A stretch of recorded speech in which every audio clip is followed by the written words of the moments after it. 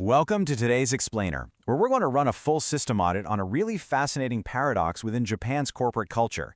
Have you ever stopped and wondered how the exact same traits that built an absolute economic superpower are now actively crashing its modern economy? Well, speaking as a management consultant, looking at these organizational structures is just mind-blowing. Today, we aren't looking at Japan as just a country, but rather as a massive computer system running on a seriously outdated legacy OS.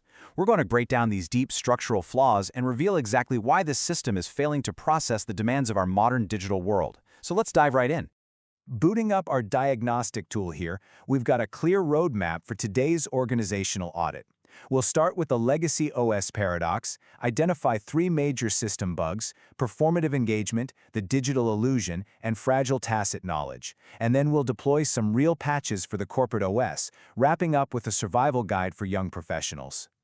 All right, part one, the legacy OS paradox, or basically what happens when your ultimate survival strategy turns into a massive system-breaking bug.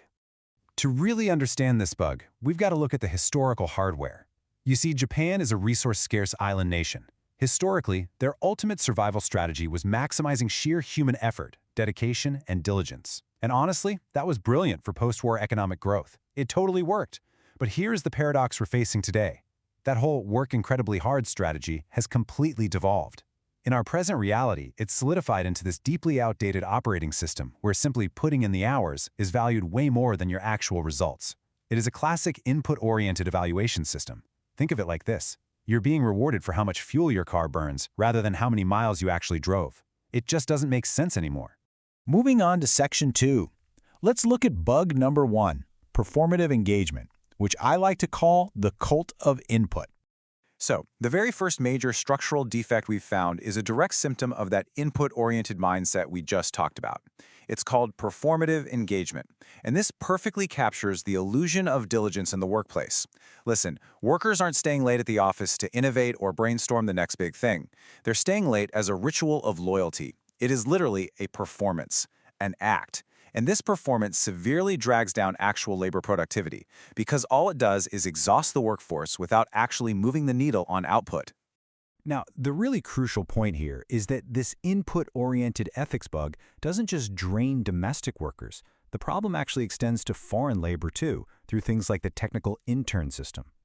Instead of fundamentally upgrading technology to improve productivity, the system just relies on cheap foreign labor to artificially prolong outdated business models. The source material points out that this has drawn harsh international criticism, even being labeled as modern slavery. It's a kind of structural negligence that lets organizations entirely avoid the very real pain of necessary reform. Which brings us to part three, bug number 2, the digital illusion, or dealing with status quo bias in tech. When assessing how technology is used here, the management consultant in me absolutely screams status quo bias. Look at the Western standard. AI and digital tech are used to fundamentally reform a business, overhauling cost structures, replacing rote labor, and freeing up resources for higher-level work. But in the legacy Japanese model, technology is completely misused to stubbornly maintain the existing lifetime employment structures. So instead of freeing people up, AI is just used to supplement existing labor. It ends up micromanaging workers or forcing them to cram even more tasks into the exact same amount of time. Technology is supposed to be a tool for radical organizational reform, not an anesthetic used to keep the status quo alive on life support. Let's hit Section 4, bug number 3, fragile tacit knowledge, famously known as the floppy disk syndrome. Historically, Japanese corporate culture has relied heavily on implicit, unspoken understanding. It's that classic idea of learning by watching the master's back. But guys, this is a fatal flaw in the modern world. These deeply internalized, completely unwritten skills are incredibly vulnerable. And the COVID-19 pandemic absolutely exposed this.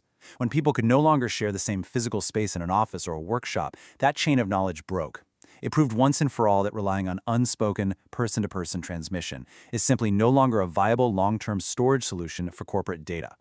And there's a massive, massive gap between this legacy tacit knowledge and modern explicit knowledge. Let me give you a glaring, almost unbelievable real-world example. The Nishijin weaving industry still relies on physical floppy disks. Yes, floppy disks, in the era of artificial intelligence. This perfectly symbolizes learned helplessness. The knowledge remains stubbornly fused to outdated hardware out of an absolute fear of upgrading the paradigm. They avoid transitioning to modern, cloud-based, universally accessible data, because the immediate friction of changing feels scarier to them than the slow, inevitable decay of their own industry. Okay, moving to part 5. We've diagnosed the system crash, so let's talk about patching the corporate OS with some systemic reform guidelines. So how do we deploy the update patch? For Japanese companies to escape this historical path dependency and actually boost productivity, leadership has got to execute these 5 precise steps. And step 1 is by far the hardest. You have to critically dismantle your past successes. I know it hurts, but the models that made you great in the 20th century are literally the things killing you today. From there, you have to establish psychological safety so your workers aren't terrified of making a mistake while changing. Then standardize that tacit knowledge into objective data, fully shift to output-based, not input-based evaluation, and finally, embrace diverse external viewpoints to shatter the internal echo chamber. Finally, Section 6, the young professional's hack, surviving the legacy OS. We all know organizational change takes time. So, what if you are a young professional currently trapped inside one of these rigid hierarchies right now? Well, here is your micro-level survival guide. First off, relentlessly prioritize actual output. Just flat out refuse to play the game of performative input. Second, secretly leverage modern digital tools, like AI, to maximize your own personal efficiency, even if company policy hasn't caught up yet. Use it to do your job faster, not just to invent more busy work. Third, become the extractor. Actively push to document and standardize those unwritten tacit skills from the senior staff so you aren't dependent on them being in the room. And finally, view organizational rigidity as a system to be hacked, not an absolute reality that you just have to submit to. You have the power to optimize your own workflow. As we conclude this system audit today, we're really left with a massive cultural question to chew on. Can a system that is fundamentally built on harmony, on reading the room, and on maintaining the status quo actually handle the shock of a disruptive, yet absolutely necessary digital transformation? I want to leave you with this final, tragic contradiction of the legacy OS. Diligent but unproductive. Highly skilled but completely unutilized. Rich in tradition but totally unable to pass it on to the next generation. It is a stark reminder that without a fundamental software update, without making that hard pivot from input to output and from tacit to explicit knowledge, even the most dedicated systems will inevitably power down. Thanks so much for joining me on this explainer today, and I challenge you to look closely at your own organization. Are you running on a modern OS, or are you just performing for the floppy disk?